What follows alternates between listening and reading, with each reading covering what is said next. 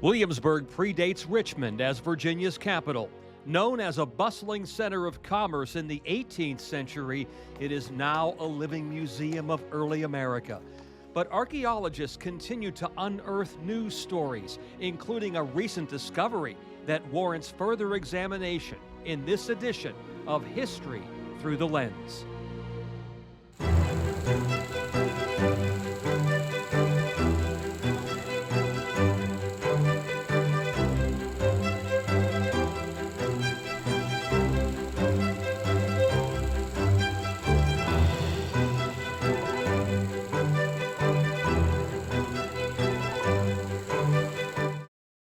Hello, I'm Tom Schaad. This is History Through the Lens. Welcome to a very special edition. We're going to go to Williamsburg today, and we think about Colonial Williamsburg, we think about colonial times, the 18th century, even before that, the first capital of Virginia, kind of stuck in that period, mostly in the 1700s. But today we're going to talk about a discovery that moves us forward to a very divisive time, the Civil War. I'm joined now by Jack Gary. He is the Executive Director of Archaeology at the Colonial Williamsburg Foundation. Thank you for joining us today, Jack. Yeah, thanks, Tom. My pleasure. We've had some stories on Wavy and on Wavy.com about the recent discovery of 4 Confederate soldiers buried at an archaeological site.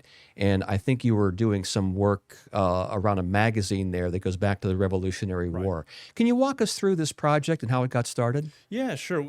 We were looking at the Powder magazine, which is in the center of Williamsburg. It was built in 1715. It was built to house gunpowder, arms and armament for the defense of the colony. And after the Revolution, it ceased to be used as a magazine. It went through a lot of different lives after that. It was a stable. It was a market house. It was a women's dance academy even for a period of time. So it had a lot of different lives. Magazine to dance academy. Yeah, that's right. So, wow. So with those changes in use, there were changes in the building, and we wanted to make sure that we were restoring the building very accurately in time for 2026.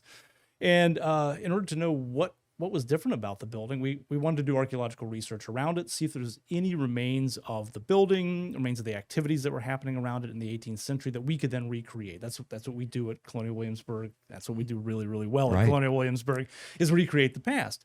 And this building, despite it being an original building, we didn't know that much about it. So archaeology is always we're always the lead when we start doing a project in Colonial Williamsburg. So in we come, expecting to find information about the magazine during the American Revolution, and we did. Mm-hmm. But then we also found 4 Confederate soldiers buried there, close to the magazine, actually underneath the perimeter wall that went around it, which had been restored earlier on. And it's kind of a complicated story. The wall was there, then it wasn't there. The soldiers were buried. The wall was put back on top without even knowing that they were there.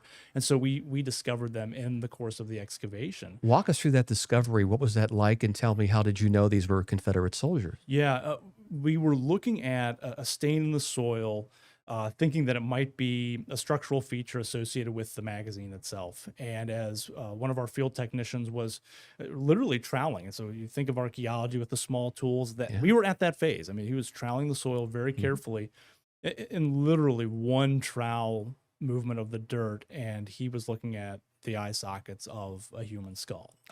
There's no mistaking what you're looking at when you find that. So we immediately, because we've been doing so much research at Colonial Williamsburg for so long, we'd already known that there was a history of a nearby Baptist church that stood there during the Civil War. No longer there. Right.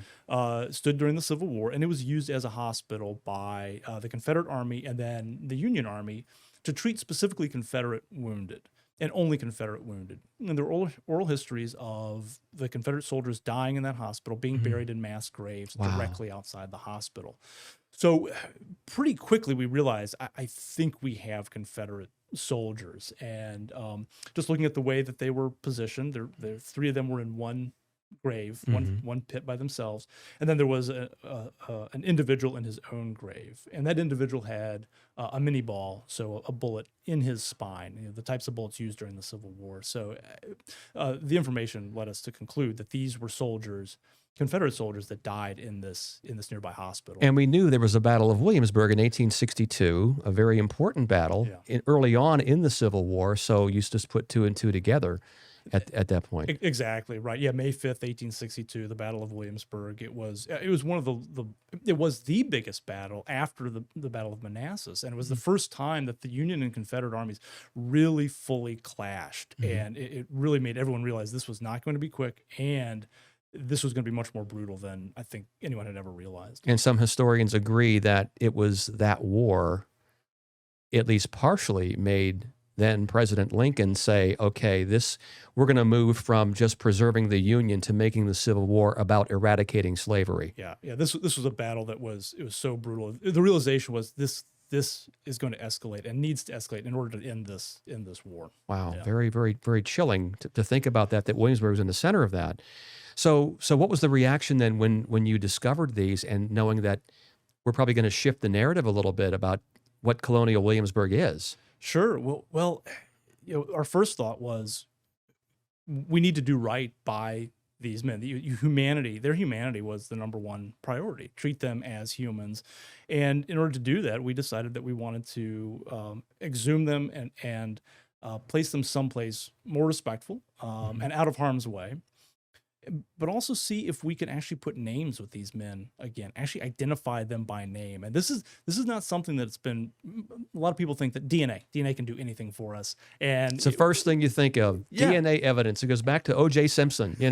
Ever since that, it seems to be part of our vocabulary in every kind of case like this. Yeah, that's right. And when you get further back in time, it is much, much more difficult to be able to identify individuals if you don't have all of the information or additional Why is information. that? Well, as we get further back in time, there's a couple reasons. One, DNA is not as well preserved in remains that are older, right? So you don't have as much to be able to match. The other is that as you get further back in time, we all start becoming related to each other. And so making a match that is close enough to say this individual was your great-grandfather, great-great-grandfather is really difficult, because they might be related to you, but they could be related to you through a lot of different The further lines. back you go, the more it's just more people. Right. I mean, people who could be in your family. That's right. Because if fewer people in the world, and meaning that there's a chance you could be related to somebody somewhere. Right. Yeah. So you really have to have a lot of additional evidence to be able to help you with this. And in this case, we had that evidence. We had documentary evidence of the names of the men who died in this hospital, names and regiments of the men who died in this hospital. Great place to take a break for a few moments. We're going to come back and talk about who these men were, these 4 individuals found in Colonial Williamsburg that go back to the Civil War after this.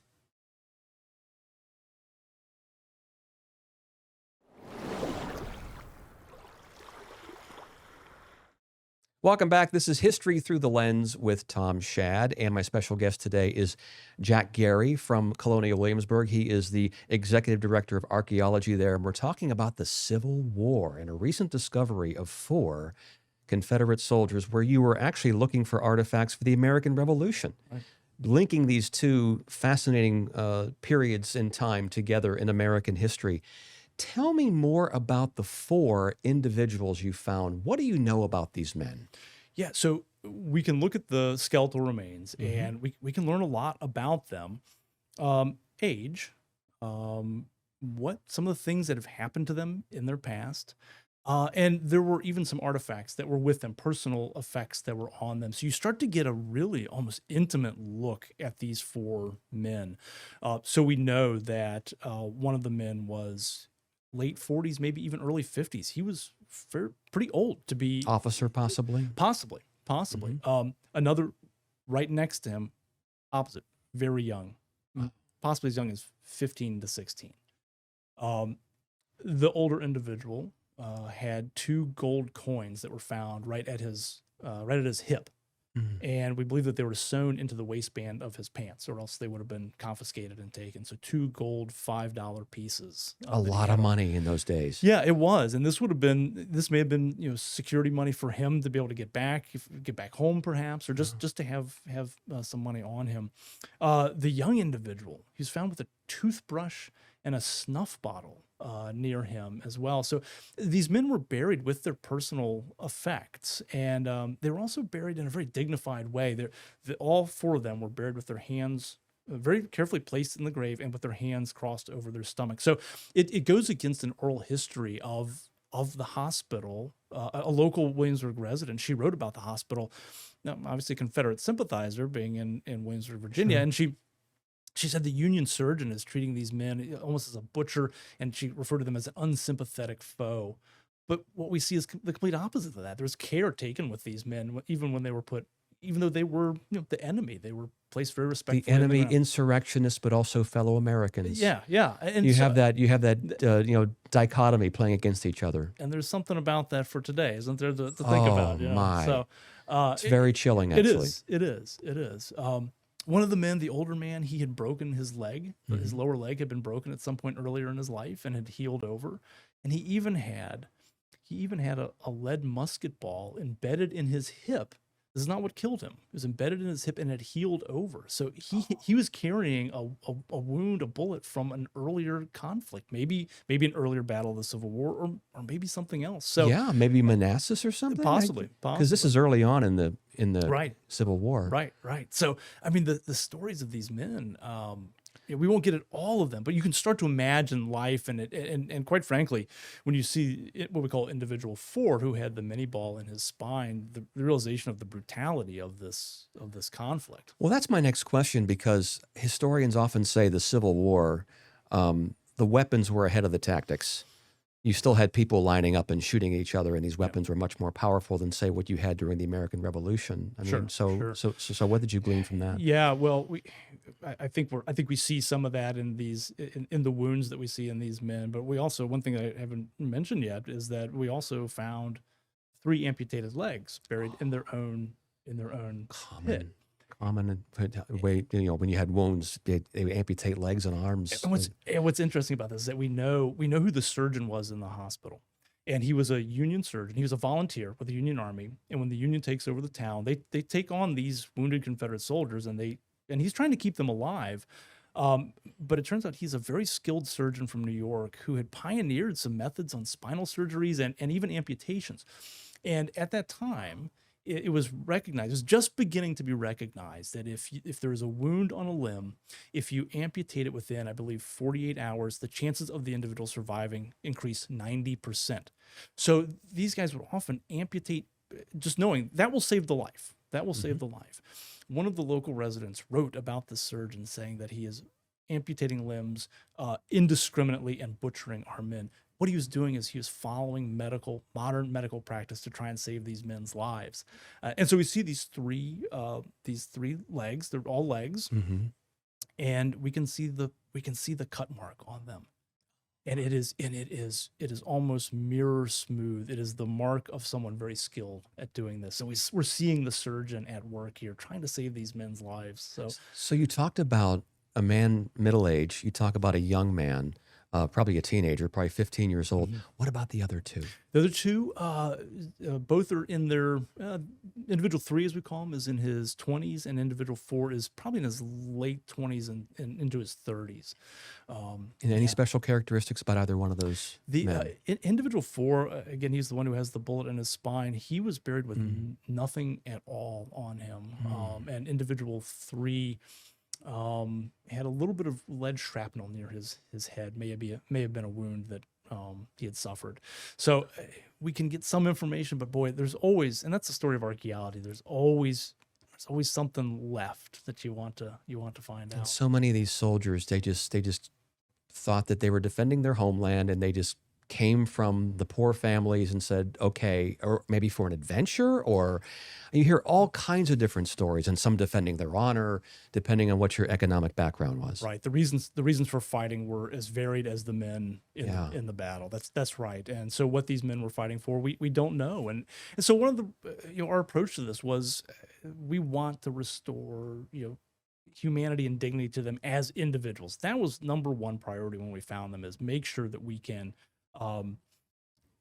rebury them, reinter them in a place of respect. And so we chose Cedar Grove Cemetery in the city of Williamsburg. It's the city cemetery, and that is where other of their comrades were buried. The ones that weren't buried in these mass graves, they were buried in Cedar Grove, and so they're now in Cedar Grove with the men that they fought with. Okay, and Might be a good time to take a break right now and talk about the legacy of this find and what it means to the history of Williamsburg and the history of Virginia after this.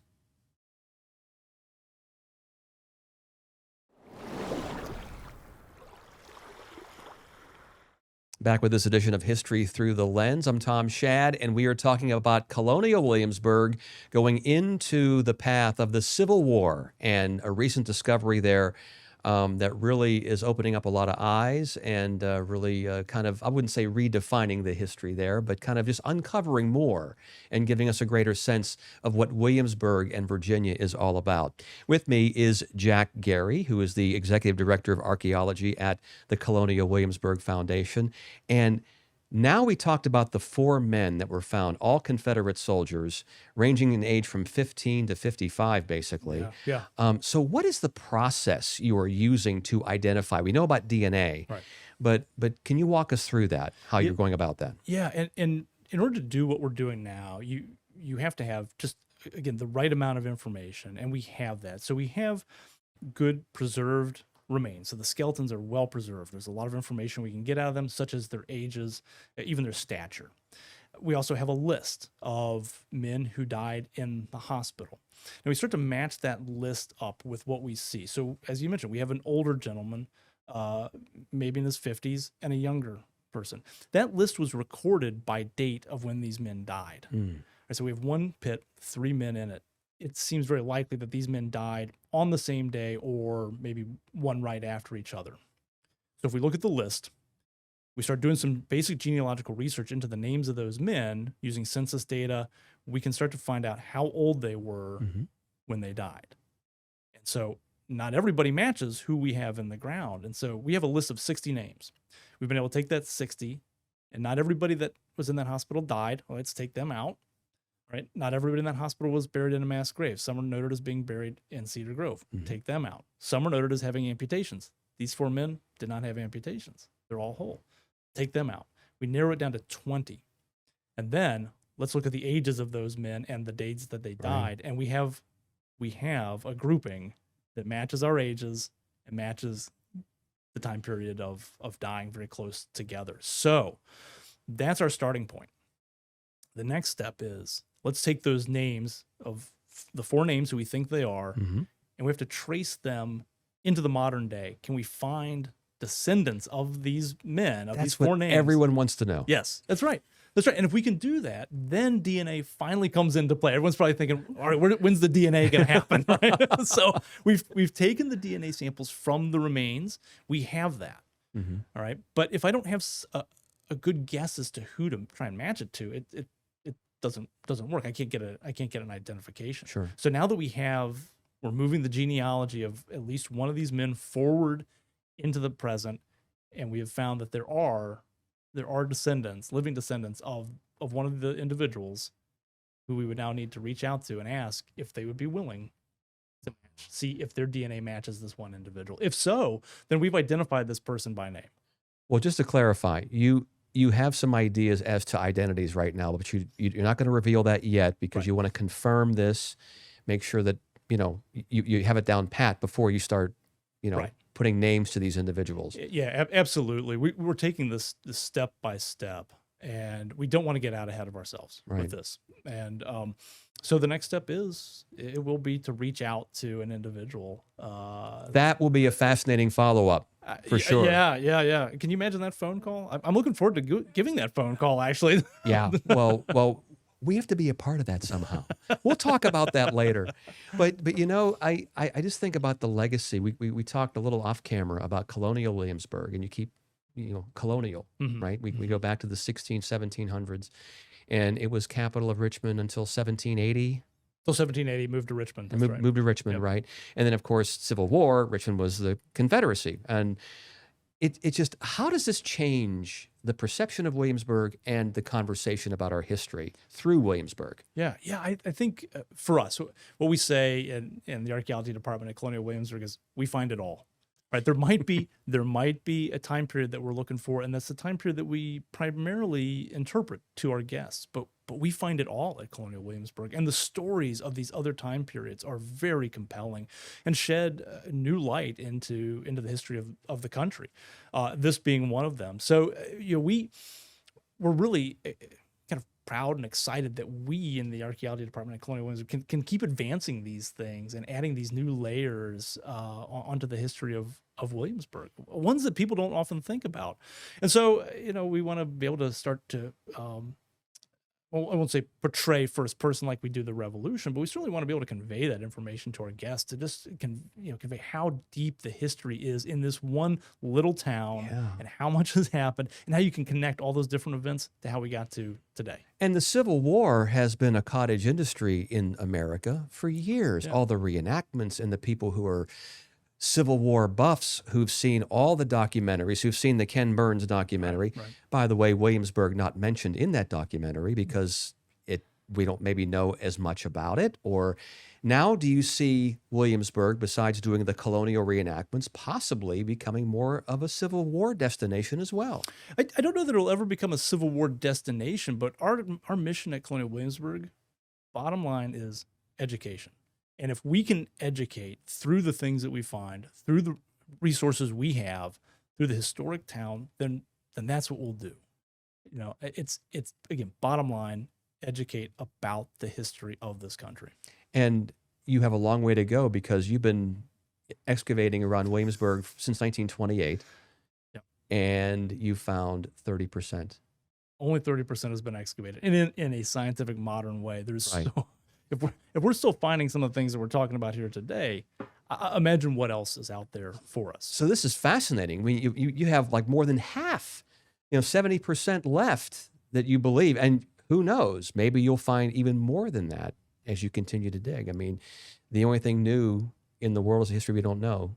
Yeah, as Harry Truman once said. Yeah. Well, that's a great thing for archaeology. And as our modern world changes, so do the questions that we as archaeologists ask. And so, I mean, to think that we've got 70% left of this city to ask new questions going into the future, it's an amazing feeling. In Williamsburg, if someone wants to build a new house or something, do they have to have an archaeologist there with them? In certain parts of certain parts. In the historic area that Colonial Williamsburg, the foundation owns, we don't allow a shovel turned over before we take a look at it. Yeah. That makes sense. Yeah. Absolutely, especially since there's so much there yet to be discovered. So is there anything else you'd like to add? Well, you mentioned, I appreciate you mentioning that we've been doing this since 1928. Yeah. And by this, I mean archaeology. We have sustained archaeological research for almost 100 years at Colonial Williamsburg. And it truly is a gift. The artifacts that we have, it's a gift to the nation. It's a resource for the nation. And we curate over 60 million artifacts in our collection. 60 million? That was only since 1928? Yeah, that's right. That right. sounds incredible. Yeah, it's amazing. Now, I mean, I will have to qualify that by saying that each fragment counts as an artifact. So, but still, it's a lot. It's a lot. And in order for our guests to be able to make connections with that collection, we're getting ready to open up next year the Campbell Archaeology Center, which is a 40,000 square foot facility dedicated to showing off this material and showing off our laboratories and what we do as archaeologists. And so much more to go. Where are you now on this current project around the magazine as we come back full circle? Yeah.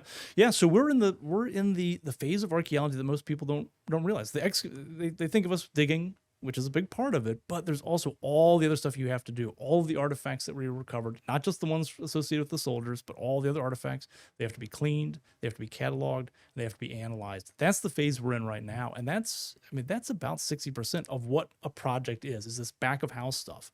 And that's where the new archaeology center is going to allow us, people get to see it. They'll see the artifacts getting washed right then and there. That's really cool. Yeah. It's a never-ending process. Yeah. Great place to end today's conversation. Thank you, Jack Gary, for joining me today on this edition of History Through the Lens. And don't forget, people, we make history every day. Thank you for joining us.